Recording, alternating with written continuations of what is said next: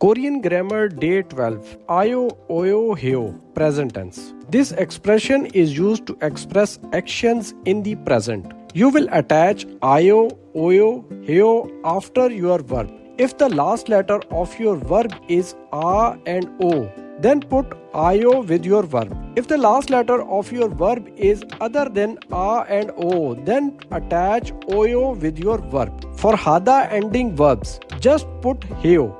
나는 학교에 가요. I go to school. 밥을 먹어요. I eat a meal. 물을 마셔요. I drink water. 책을 읽어요. I read a book. 친구를 만나요. I meet a friend. 집에서 쉬어요. I rest at home. 음악을 들어요. I listen to music. 한국어를 배워요. I learn Korean. 텔레비전을 봐요. I watch television. 커피를 마셔요. I drink coffee. 공부해요. I study.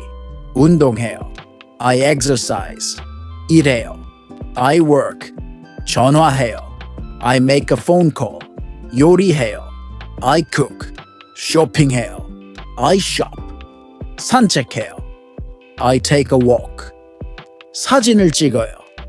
I take a photo. 노래를 불러요.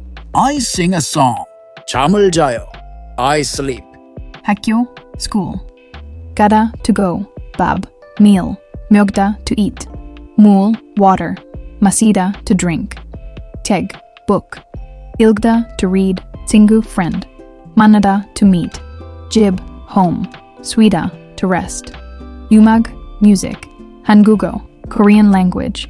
배우다, to learn. 보다, to watch. 공부하다, to study. 운동하다, to exercise. 일하다, to work. 전화하다, to make a phone call. 요리하다, to cook. 쇼핑하다, to shop. 산책하다, to take a walk. 사진, photo. 찍다, to take a picture. 노래, song. 부르다, to sing.